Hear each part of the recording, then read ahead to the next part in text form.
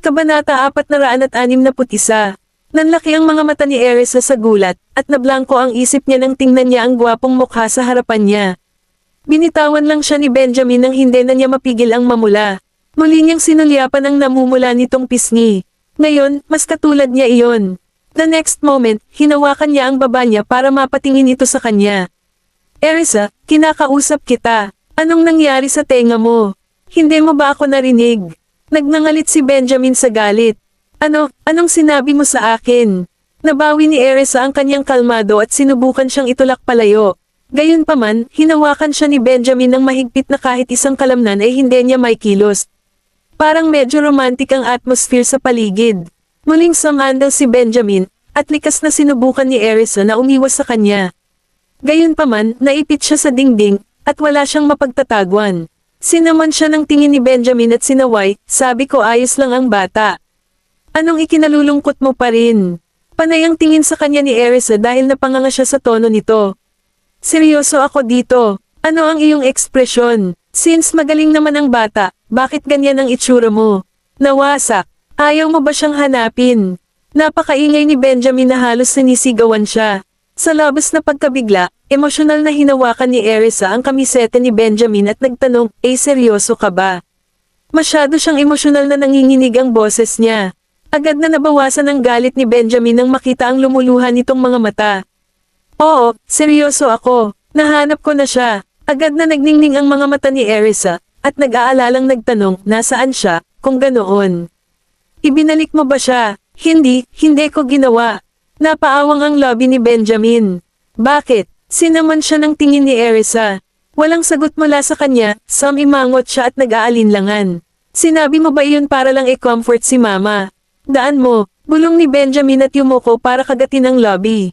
Sa sakit, agad siyang itinabi ni Erisa. Pagkatapos ay pinunasan niya ang gilid ng kanyang bibig at napansin niyang duguan siya. Baliw ka ba? Sa tingin ko ikaw ang baliw. Naging malungkot ang ekspresyon ni Benjamin. I told you the kid is fine, and you thought I am just comforting you. Kailangan ko bang gawin iyon? Inamin ni Erisa kung gaano siya ka-aser, ngunit hindi niya ito inis. Sa halip, natuwa siya dahil sa anak. Okay siya, at buhay siya. Nasaan siya? Napatingin si Erisa sa kanya ng may pag-asa. Sinaman siya ng tingin ni Benjamin bago siya tumalikod at umalis. Nasa lugar ka kanina, sa lugar na kinaroroonan ko. Saan? Hinabol siya ni Erisa at tinanong, sabihin mo sa akin kung saan.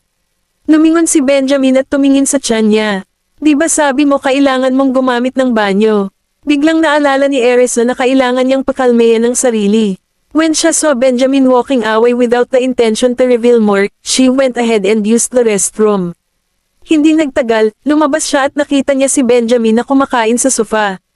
Pinuntahan siya nito at umupo nang hindi iniisip kung magagalit ba siya.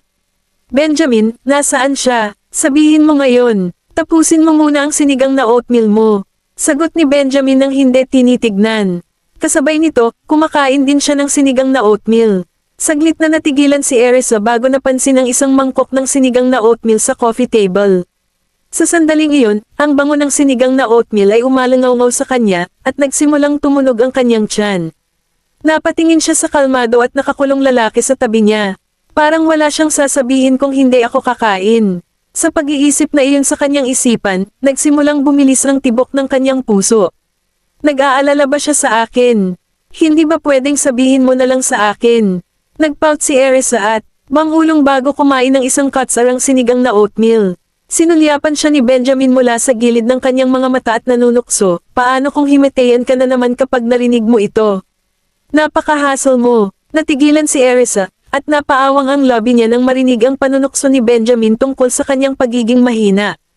Nawalan lang ako ng malay dahil hindi ako nakatulog ng maayos, at may natanggap akong masamang balita.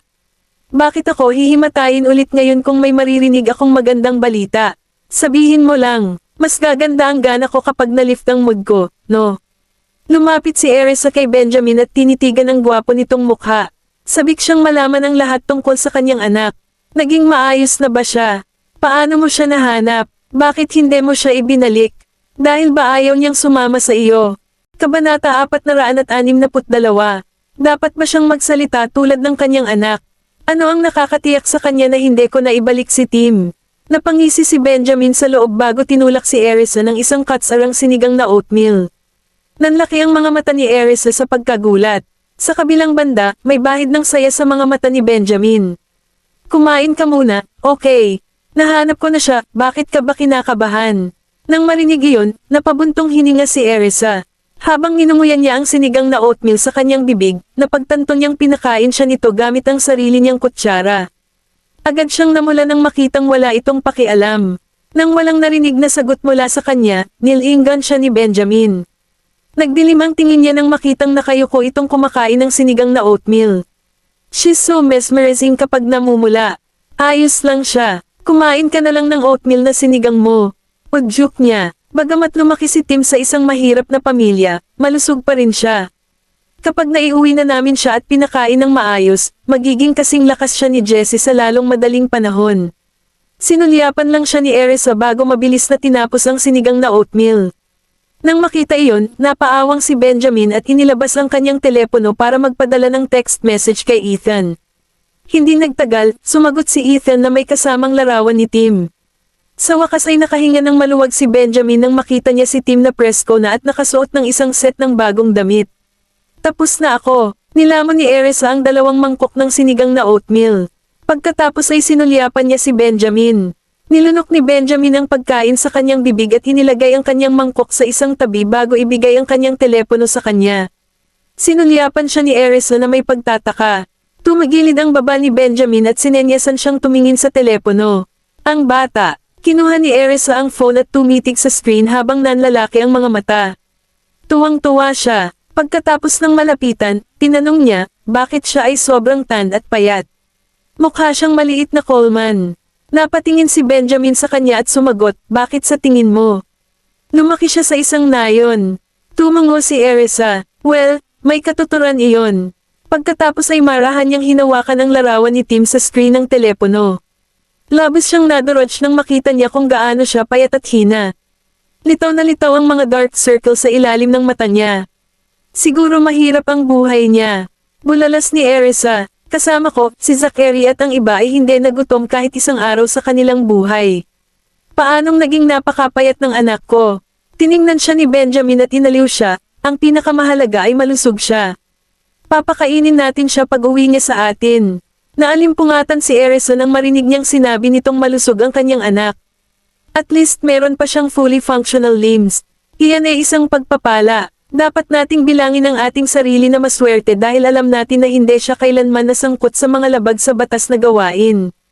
Paano mo siya nahanap? Tanong niya. Nang makita kung gaano siya nababalisa, dahan-daang ipinaliwanag ni Benjamin, tiningnan ko ang mga lead mula noong dinala sa akin ni Dana si Gavin. Gayunpaman, nalaman ko na ang bata ay itinapon sa isang basurahan. Tumigil si Benjamin at tumingin kay Erisa. Okay, kahit medyo masungit ang itsura niya, kalmado pa rin siya. Nang makitang hindi siya nag-iinerte, medyo na-relax siya. Pagkatapos ay nagpatuloy siya, natatakot ako na baka malaman mo ang tungkol dito at ma-depress ka, kaya pinapanta ko si Ethan na ilibing ang mga lead.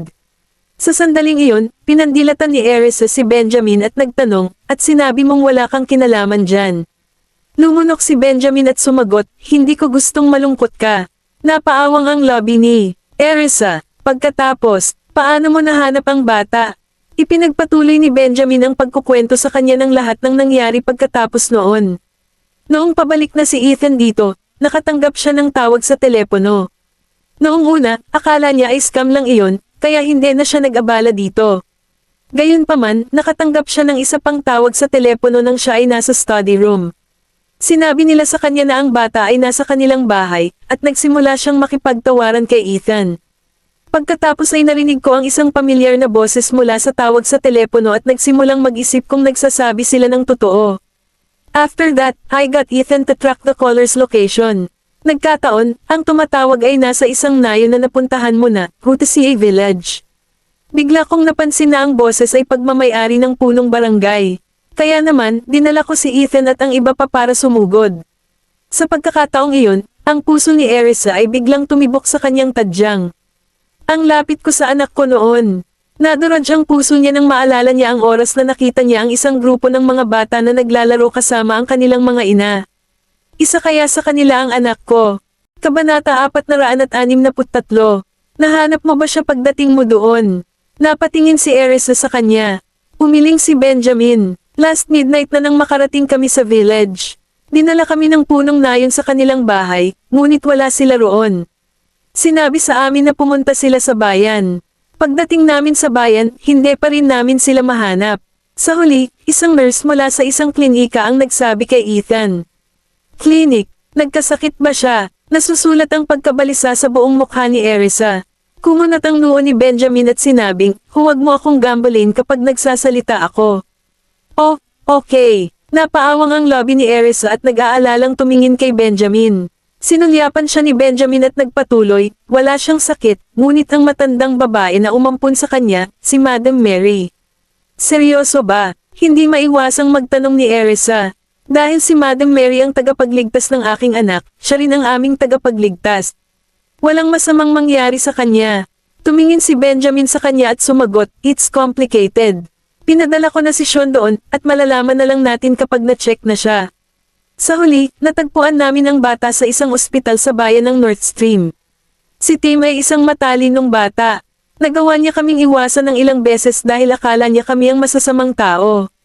Nang makita niya ang mga bodyguard sa ospital, dinala niya si Madam Mary sa banyo para magtago sa amin. Nang marinig iyon, pakiramdam ni Erisa ay nasa isang emosyonal na roller coaster.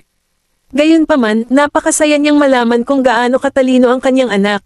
Kahit ako matatakot kapag nakita ko ang mga bodyguard mo, pati bata. Paano niya malalaman kung kayo ang mga masasamang tao o hindi kapag nakita niyang pumasok ang buong grupo ninyo? Sambit ni Erisa. Napaawang ang lobby ni Benjamin nang marinig iyon.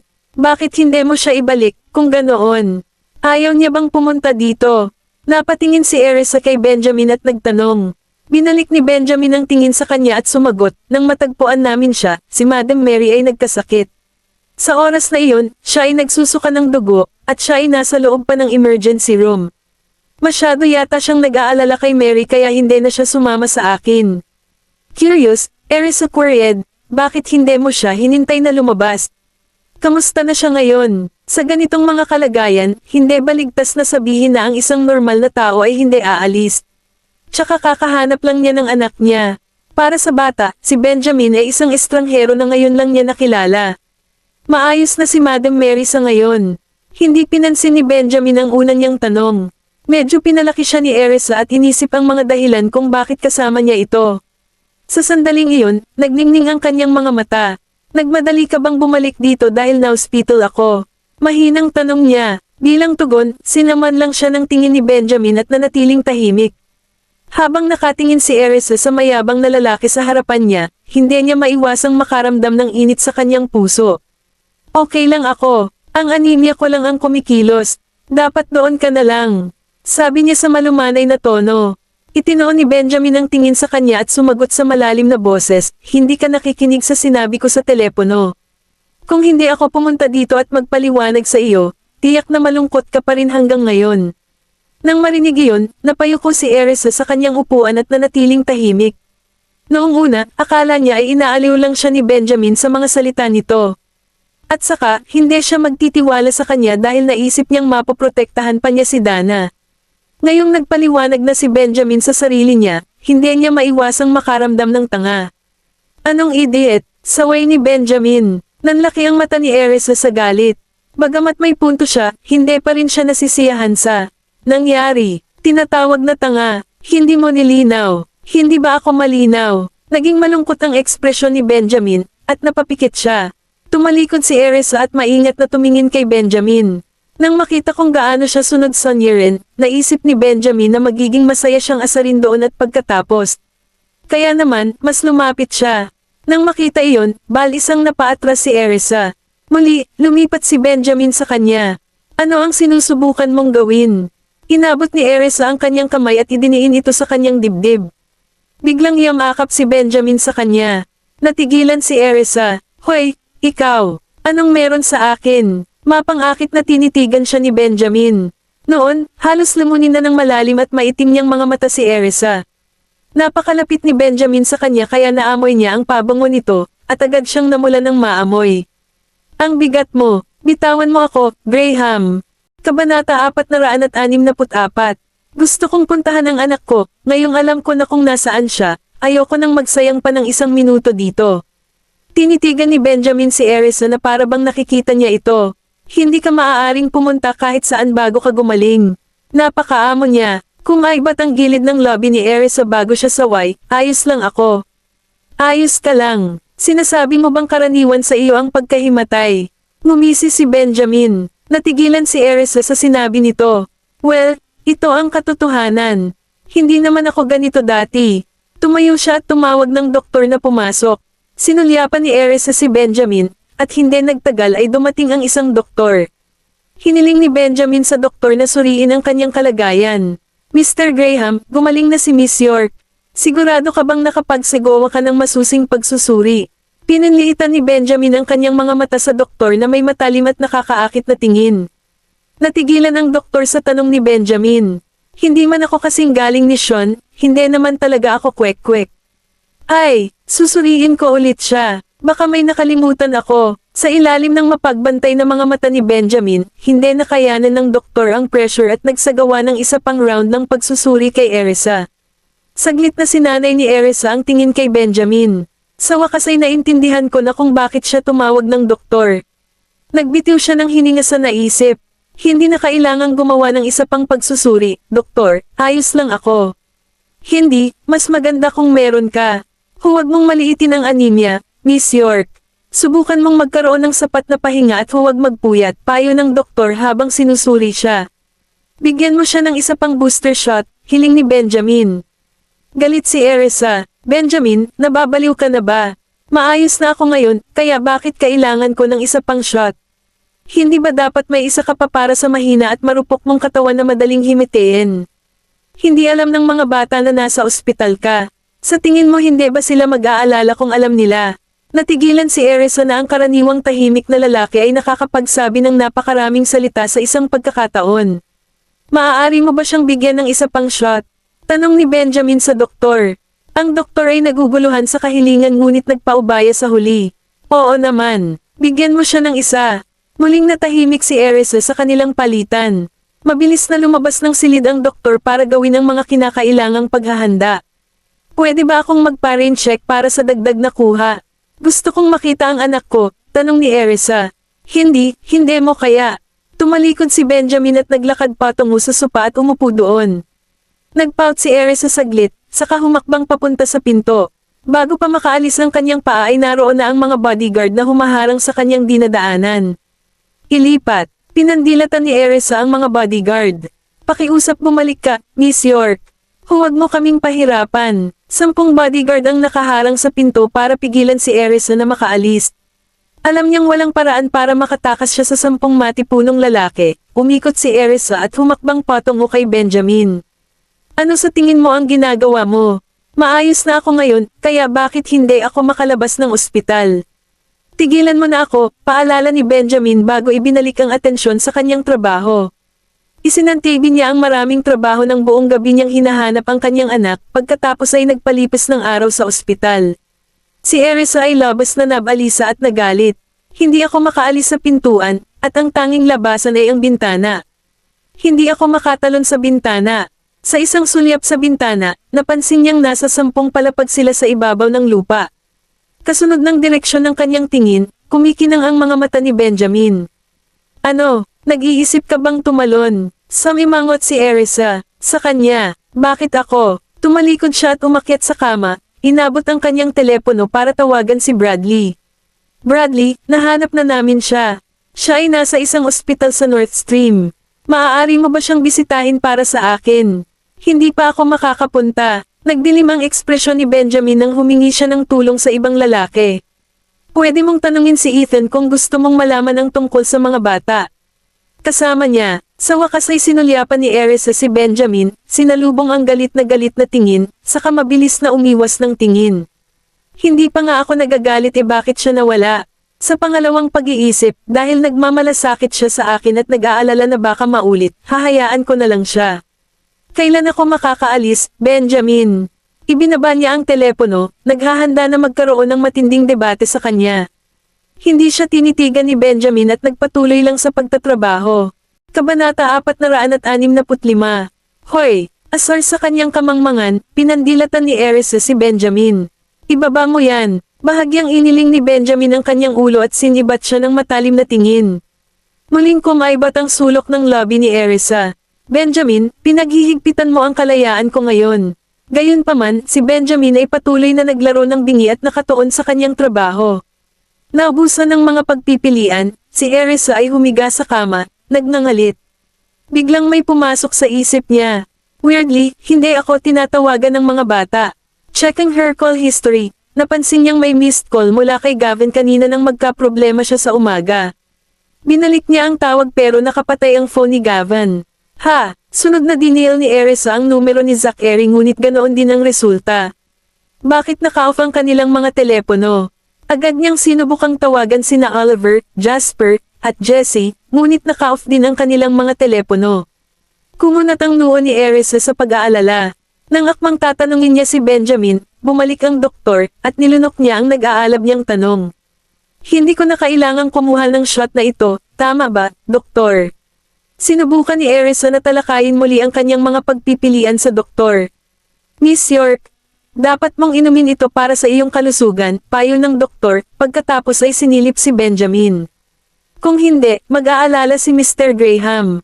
Hindi na makaisip ng ibang dahilan, pumayag si Erisa at humiga para sa isang shot. Sandaling lumingon sa kanya ang tingin ni Benjamin bago bumalik sa kanyang ginagawa. Aray! Napasigaw si Erisa nang tumusok ang karayom sa kanyang balat. Kumunat ang noo ni Benjamin at pinandilatan ang doktor. Hindi ka ba maaaring maging mas malumanay? Nakaramdam ng mas pressure, agad na humingi ng paumanhin ang doktor. Paumanhin, Mr. Graham. Mas mag-iingat ako. Tinapunan ni Erisa si Benjamin. Bakit mo pinagalitan ang doktor? Hindi ko man lang sinabing masakit, bakit? Nababaliw ka na ba? He was sitting so still like a statue just a minute ago, and next, he opened his mouth to squirt someone. Haltak, hindi ka ba sumigaw kanina? Kung hindi naman masakit, bakit mo ginawa iyon? Mataman siyang tinitigan ni Benjamin. Pinandilatan siya ni Erisa, na pagtantong may dobleng kahulugan ng kanyang mga salita. Hindi pinansin si Benjamin, lumingon siya sa doktor at humingi ng paumanhin, sorry. Okay lang talaga ako, walang problema, si Mr. Graham ang aking superior. He's only asking me to be careful, mahinang paliwanag sa kanya ng doktor habang tinutusok ang karayom kay Erisa. Nagulat si Erisa sa revelasyon ng doktor. Ito ang ospital niya, tumango si Mr. Graham. Si Mr. Graham ang pinakamalaking shareholder. Hindi nakakapagtaka. Muling sinilip ni Erisa si Benjamin. Umalis ka na kung tapos ka na.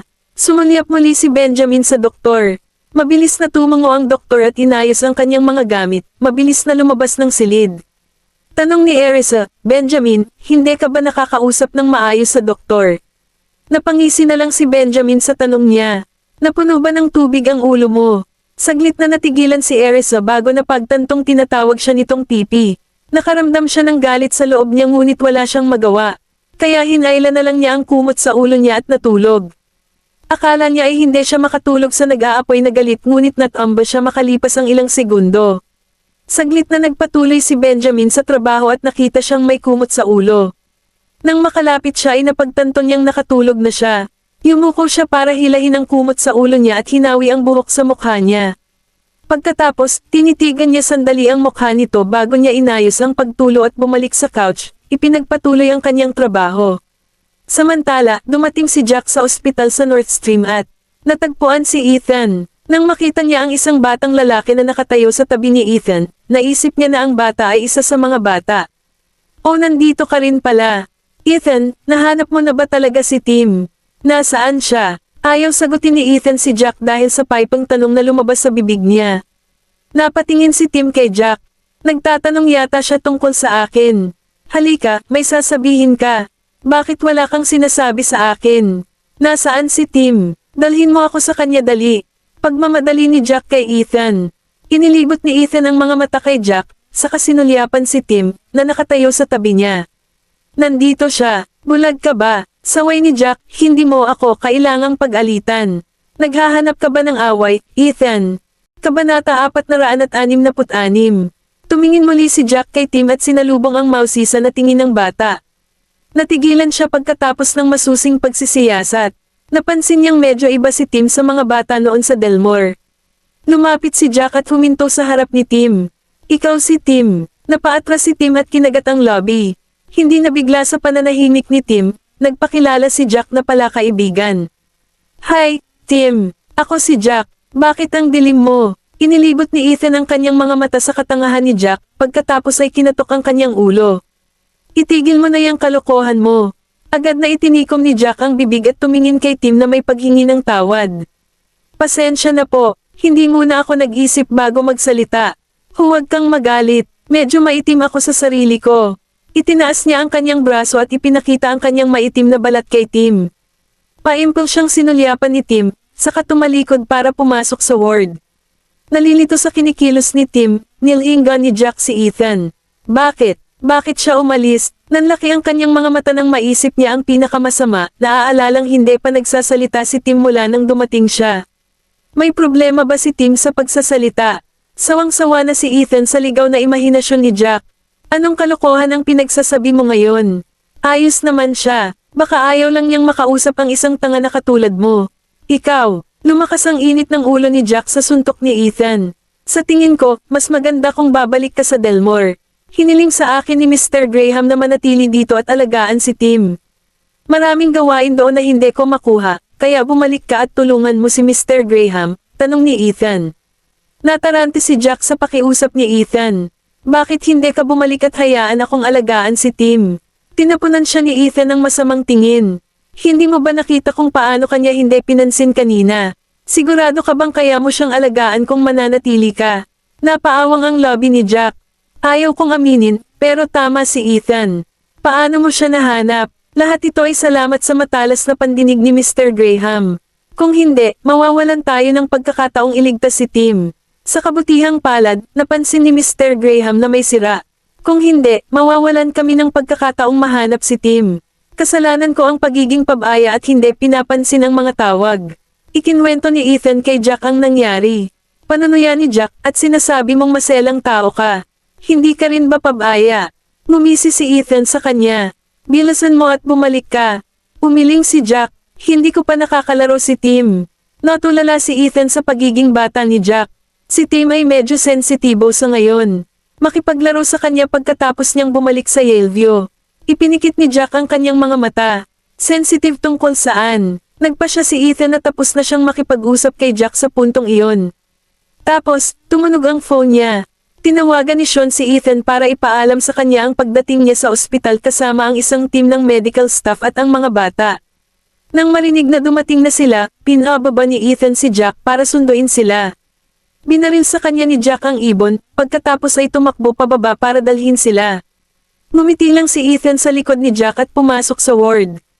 Aniya, Tim, may dumating na ilang doktor mula sa Delmore. Magsasagawa sila ng detalyadong pagsusuri sa iyong lola. Magaling ba sila? Tumangala si Tim kay Ethan na may pasasalamat na nagniningning sa kanyang mga mata. Nagpadala talaga ang lalaking iyon ng mga doktor. Siyempre, lahat sila ay kilala sa loob ng bansa at sikat sa buong mundo. Ang kumpirmasyon ni Ethan ay nagpatibay kay Tim. Salamat, Mr. Frank. Nagpasalamat si Tim. Hinaplos ni Ethan ang ulo ni Tim. Bahala ka. Ang tatay mo ang kumuha sa mga doktor na ito, kaya dapat mong pasalamatan siya. Ibinaba ni Tim ang kanyang ulo. Nakatingin kay Mary, na nakahiga sa kama at nakapikit. Lola, gising na. Mas maraming magagaling na doktor dito na tutulong sa iyo. Bahagyang tinapik ni Ethan ang mga balikat ni Tim. Tim, may sasabihin ako sa iyo. Naging pamilyar si Tim kay Ethan, kaya mas komportable siya sa kanya ngayon. Ngumiti si Ethan sa bata habang nakayuko ito hanggang sa antas ng mata nito. May ilang kaibigan na pupunta dito kasama ang mga doktor mamaya. Naguguluhan si Tim. Kaibigan. Anong mga kaibigan? Ethan. Umalangaw ang boses ni Jack mula sa labas at napatingin si Ethan sa kanyang balikat. Nakita niyang naghihintay si Sean at ang iba pa sa labas ng kwarto, kaya dali-dali niyang inakay si Tim papunta sa kanila. Kabanata 467. Sumunod naman si Tim sa likod ni Ethan. Nang makita ni Tim ang ilang matatanda at bata na naghihintay sa labas, napunta ang atensyon niya sa 5 magkakamukhang bata. Nanlaki ang mata niya sa gulat. Sino sila? Napangiti si Sean matapos masilayan si Tim. Hi, Ako si Sean. Pwede mo akong tawaging Uncle Sean. Nakadikit pa rin ang tingin ni Tim sa mga bata. Nagulat sina Gavin, Zachary, Oliver, Jasper, at Jessie sa hitsura ni Tim. Napakadiling niya. Tim, nakangiting lumapit si Jessie kay Tim at kumapit sa braso nito. Sinubukan ni Tim na umiwas ngunit nabigo. Hi, Tim. Sunod na lumapit si Jasper kay Tim at kumapit sa kabilang braso niya. Sa wakas ay makikilala na rin namin kayo. Hi, Tim. Masayang sigaw ni Oliver. Hi, tawag ni Zachary. Ito ang red along inihanda namin para sa iyo. Itinulak ni Gavin kay Tim ang maliit na modelo ng bangka na daladala niya. Ang mga bata ay gumugol ng ilang oras sa kanilang pagpunta sa ospital upang itayo ito. Nakatitig si Tim sa kanilang palakaibigang saloobin. Sina Gavin, Zachary, Oliver, Jasper, at Jessie ang kanilang mga titig kay Tim nang hindi kumukurap, naghihintay ng tugon.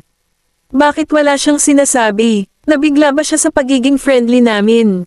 Nakipagpalitan ng tingin si Gavin kay Zachary, saka dinala sa gilid si Tim. Mga bata, huwag ninyo siyang takutin. Magpakilala ka muna. Nakuha ni Ethan ang pagkabalisa sa mukha ni Tim at mabilis na pinaalalahanan ng mga bata. Nakangiting paliwanag ni Gavin, "You're our biological brother. Pareho kami ng daddy at mommy. Ako si Gavin Graham, ang panganay." Nagpatuloy si Zachary, "Ako si Zachary York, ang pangatlo." Sinilip ni Oliver si Zachary, at sinundan ito. Nakangiti niyang sabi, "Ako ang pang-apat, Oliver York." Tumikim si Jasper, "Ako, ang panglima, Jasper York. At ako ang huli, Jessie York." Natarante si Tim nang mapansin niyang magkapareho ang pangalan ng pamilya ng huling apat na bata habang magkaiba sila ni Gavin. "Ikaw ang pangalawang anak," dagdag pa ni Gavin, "pero baka ikaw din ang panganay." Hindi pa sigurado si Mommy. "Ayos lang kung gusto mong maging panganay. Anong pangalan mo?" "Tama na yan. Kuya, anong pangalan mo?" Sina Zachary, Oliver, Jasper, at Jessie ay nakatutok kay Tim. Tiningnan ni Tim ang mga mukha na katulad niya ngunit bahagyang mas patas at pakiramdam niya ay nananaginip siya. "Ako si Tim," mahinang sabi ni Tim, nakita ang umaasam nilang mga mata. Nagulat si Jack, "Wala akong narinig kahit isang salita mula sa kanya simula nang dumating ako." Ang mga batang ito ay ang pinakamahusay pa rin. Sinaman siya ni Sean ng isang masayang sulyap at nagpatuloy sa pag-scan kay Tim. "Medyo maitim lang siya at payat. Wala akong nakikitang ibang problema." Sinalubong ni Sean ang mga mata ni Ethan at nagtanong, "Nasaan ang matandang babae?" "Nasa loob siya." Pinabantayan ni Ethan si Jack sa mga bata at inakay si Sean at ang mga doktor sa ward. Habang papunta sila sa ospital, napag-usapan ni Sean at ng mga medical staff ang kalagayan ni Mary. Nang makita nila si Maria, sinuri nila ng detalyado ang kanyang pamumutla. Tinawag ni Ethan ang doktor mula sa ospital at saglit na ipinakilala ang magkabilang panig. Dr. Bailey. Excited ang attending doctor ni Mary, dahil hindi niya akalain na makikilala niya ang sikat na Dr. Bailey. Tumango si Sean bilang pagsang-ayon at nagsimula ng kaunting usapan bago sinilip ang kalagayan ni Mary. Nakita ni Tim na ang lahat ng mga doktor ay pumasok sa loob at nais ding sumali. "Lola," sumunod sa kanya si Gavin at ang iba pa sa loob. "Tim, huwag kang mag-alala. Gagaling ang lola mo." Si Tito Sean ay isang kahangahangang doktor, paniniguro sa kanya ni Gavin. Desididong tumango si Zachary. Nagdala pa si Tio Sean ng ilang doktor. Gagawa sila ng pinakamahusay na plano sa paggamot para sa kanya kahit gaano siya kahirap. Tiningnan sila ni Tim at sinabing, "Salamat." Kabanata 468. Pumasok si Tim sa ward at tinanong si Sean, "Doktor, gagaling ba ang lola ko?" Hinaplos ni Sean ang ulo ni Tim at pilit na pinapawi ang pagkabalisa ng bata. Siya ay, tinitigan siya ni Tim saglit. Pagkatapos, lumingon siya sa iba bago tumingin sa ibaba. "Maaari mong sabihin sa akin ang totoo, Mister." "Okay lang," mahinang sabi niya. "Hindi na ba madyay gising ang lola ko?" Naninikip ang dibdib ni Sean sa sinabi ng bata. Nakaramdam siya ng labas na awa sa kanya. "Madyay gising siya," sabi ni Gavin habang hawak ang kamay ni Tim. "Huwag kang mag-alala," dagdag ni Zachary habang inakbayan ng bata. "Hindi pa nagpapacheck up ang lola mo, kaya wala pang masasabi ni Uncle Sean sa ngayon. Huwag kang malungkot, okay? Sisiguraduhin ni Uncle Sean na gagaling siya." Lumapit sina Oliver, Jasper, at Jessie para aliwin si Tim. Naantig ang huli kaya nanunuot ang ilong. Lumuhad si Sean sa harapan niya at hinaplos muli ang ulo niya. Huwag mo na masyadong isipin. Ang iyong lola ay nasa isang medyo komplikadong sitwasyon ngayon. Pupunta tayo. Kailangang magpatakbo ng ilang pagsubok. Kakausapin kita kapag nalaman natin kung ano ang sakit niya, okay? Napakurap si Tim. Puno ng pag-aalala ang mga mata niya. Wala pa ring malay ang lola mo dahil sa pagtulo, pero madyay gising siya. Habang ipinaliwanag niya, nagpakawala ng yungol si Mary. Tim, Lola. Nagningning ang mga mata ng bata nang sumugod siya sa kama at hinawakan ang kamay ni Mary. Mas gaman ang pakiramdam at panatag si Mary matapos siyang makita. Pagkatapos, inilibot niya ang paningin sa buong silid at natigilan nang makita ang ilang doktor pati na rin ang ilang estranghero. Ano, mamamatay na ba ako? Nagpalitan ng tingin si Sean at ang iba pang mga doktor bago siya lumapit sa kanya. Ako si Sean Bailey. Sinabi sa akin ni Benjamin Graham na alagaan ka. Dumating lang ako para magpa-check up. Huwag mong masyadong isipin ang lahat ng ito. Ang kailangan mo lang gawin ay sundin ang paggamot. Nanatiling naguguluhan si Mary. Benjamin Graham. Sino yon? Humakbang si Ethan. Siya ang boss ko. Nakilala mo na siya. Ikaw na naman. Mamaling ang ekspresyon ni Mary habang mabilis niyang hinawakan ang kamay ni Tim. Natatakot na siya ay maaga. Huwag mo kaming intindihin, ma'am. Hindi kami masamang tao. Paliwanag kaagad ni Ethan. Masama ka pa rin, kaya mas mabuting manatili ka rito at magpagamot. Si Dr. Bailey ay kilala sa larangan ng medisina. Ipaalam mo lang sa kanya kung saan masakit, at gagawin niya ang lahat para magamot ka.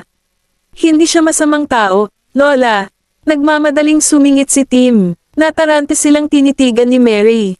Kung gayon, sino kayo? Pinagmasdan ni Ethan ang ekspresyon niya. Kagigising mo lang. Dapat kumain ka muna sa ngayon. Ipapaliwanag ko ang lahat mamaya. Lola, pumunta si Ethan para kumuha ng sinigang na oatmeal na inihanda niya kanina. Bigyan mo siya ng tubig bago iyon. Kakagising lang niya, paalala ni Sean bago niya sinimulang suriin si Mary. Ayos lang ba ang lola ko? Nag-aalalang tinitigan siya ni Tim. Mabuti naman, sagot ni Sean. Lumapit si Gavin na may dalang baso ng maligamgam na tubig. Dito, kumuha ng tubig. Nanlaki ang mga mata ni Mary nang makita siya. Ikaw, pagkatapos ay lumingon siya kay Tim. Nang mapagtantong nandoon pa rin siya, muli niyang sinulyapan si Gavin bago tuluyang nakumpirma na magkaibang lalaki sila. Magkamukha silang dalawa, pwede bang? Hi, Lola, ang pangalan ko ay Gavin Graham. Ikinagagalak kitang makilala. Magalang napakilala ni Gavin kay Mary. Hello, ang matandang babae ay natarante na sagot. Pagkatapos, lumingon siya kay Tim at Ma'am Ulong, anong nangyayari? Kamukhang kamukha ng batang ito si Tim. Sila kaya ang pamilya niya. Nakanganga ang mga lobby, kinuha ni Tim kay Gavin ang baso ng tubig at ibinigay kay Mary. Uminom ka, Lola. Ipapaliwanag namin ang lahat sa lalong madaling panahon. Salamat. Tumango si Mary at umupo. Tumulong si Sean na itaas ang kama bago sinenyasan ng ibang mga doktor na lumabas at pag-usapan ang kalagayan ni Mary. Kabanata 469. Pagbalik ni Ethan na may dalang sinigang na oatmeal, mabilis na inilatag ng mga bata ang mini table sa tabi ng kama. Ngayong napagtanto ni Mary na may 4 na iba pang bata dito, 3 sa kanila ay magkamukha lalo na sa isa't isa. Itong mga bata. Bulalas niya. Nang lumingon siya kay Ethan, ngumiti ang huli. Mga anak sila ng amo ko. At oo, mga sextuplet sila. Namulat ang realisasyon kay Mary habang nakatingin siya kay Tim. Ito ang lahat ng miyembro ng pamilya ni Tim. Sa wakas ay dumating na sila para sa kanya. Nagkamali kaya noong inabando na si Tim noon. Nang mapansin ang hitsura ni Mary, alam ni Ethan kung ano ang iniisip niya at hindi na niya kailangang ipaliwanag pa. Kumain ka na, ma'am. Kumain ka na, Lola. Kumain na ako. Hinay pa ni Tim ang sinigang na oatmeal, umakyat sa kama, at sinimulang pakainin si Mary. Tuwang-tuwa, ang matandang babae ay hinaplos ang kanyang ulo ng buong pagmamahal. Nag-alala ka ba sa akin? Takot na takot ako. Natutuwa lang akong gising ka ngayon, Lola. Sinaman siya ng tingin ng bata. Sumakit ang puso ni Mary sa nakita. Tiyak na nakaramdam siya ng kawalan ng kakayahan habang ako ay walang malay. Pagkatapos, medyo gamaan ang pakiramdam niya habang nakatingin sa iba pang 5 bata. At least makakasama nila siya kapag wala na ako. Hindi na siya muling makaramdam ng kawalan. Sa kabila ng pag-aatubili, natutuwa pa rin si Mary na natagpuan ng bata ang kanyang pamilya noong nabubuhay pa ito. Okay lang ako, anak ko, tiniyak niya, pinipigilan ang sakit sa kanyang puso. Tinitigan siya ni Tim, alam na alam niya na sinusubukan lang niya itong aliwin. Hindi siya uubo ng dugo kung ayos lang talaga siya. Kumain ka ng sinigang na oatmeal at magpahinga ka na, Lola. Sinabi ni Dr. Bailey na bibigyan kanya ng full body check-up. Okay, tumango si Mary. Ibigay mo sa akin yan. Kaya kong pakainin ang sarili ko. Hindi po, Lola. Ang sakit ng kamay mo diba? Let me feed you. Giit ni Tim habang patuloy siyang pinapakain sa mismong paraan ng pagpapakain niya sa kanya. Nabahala sina Ethan, Gavin, at ang 5 bata habang pinagmamasdan ang tanawing nasa harapan nila. Masasabi nila kung gaano kahalaga si Tim kay Mary. Siguradong masasaktan ng bata kapag may mangyari sa kanya. Naglakad si Zachary sa isang sulok at inilabas ang kanyang telepono para i-on ito, para lang malaman na may missed call siya mula kay Erisa. Pagkatapos ay sinulyapan niya si Tim bago lumabas ng ward para sagutin ang tawag ni Erisa. Ang babae ay nagkataong natutulog, at kinuha ni Benjamin ang kanyang telepono nang marinig niya itong tumunog. Sinagot niya ang tawag ng mapagtantong si Zachary iyon. Hello, natigilan si Zachary nang marinig ang boses ni Benjamin. Mr. Graham. Oo, nasaan ang mommy ko? Natutulog siya. Anong meron? Pagkatapos, nahulaan ng lalaki na ang mga bata ay nakarating sa ospital. Nakarating ka na? Oo, tumawag lang ako para sabihin kay mommy na nakilala ko na si Tim, sabi ni Zachary habang sumilip sa loob ng ward. Lumabas si Jasper nang makita ang kapatid sa telepono. Sino ito? Bulong niya. Si Mr. Graham po. Kamusta si Tim? Okay lang ba siya? Nag-aalalang tanong ni Benjamin. Talagang nalungkot siya at nag-aalala sa kanyang lola, pero medyo gamaan na ang pakiramdam niya ngayon. Pinapakain niya siya ngayon ng sinigang na oatmeal. Isang imahe ng maliit at mukhang mahinang batang lalaki ang sumilay sa isipan ni Benjamin nang marinig niya ang ulat ni Zachary. Hindi niya sigurado kung kaya rin ni Sean ang pagtrato kay Mary. Ano ang sinabi ni Tio Sean? Wala siyang masyadong sinabi. Ang sabi lang niya ay magpa-check up muna ang lola ni Tim. Naningkit ang mga mata ni Benjamin. Okay, naiintindihan ko. Samahan mo ang iyong kapatid, at huwag kang maingay habang naroon. Naiintindihan mo ba? Nakuha ko. Alam ni Zachary bago ibinaba ang tawag at bamaling kay Jasper. Tulog si Mommy. Saglit na tinitigan ng huli si Zachary bago nagsalita. Kabanata 470. Hoy, Zachary, hindi mo ba iniisip na kakaiba? Bakit hindi pumunta si Mommy para makita si Tim? Kung alam ni Mommy na natagpuan na siya, hindi ba siya pupunta agad para makita siya? Bakit wala siya dito samantalang kaming iba ay nandito? Nabasa ni Zachary ang kanyang iniisip at ganoon din ang naramdaman. Tapos, nagsalubong ang mga kilay niya. Baka may nangyari kay Mommy. Bumagsak ang mukha ni Jasper.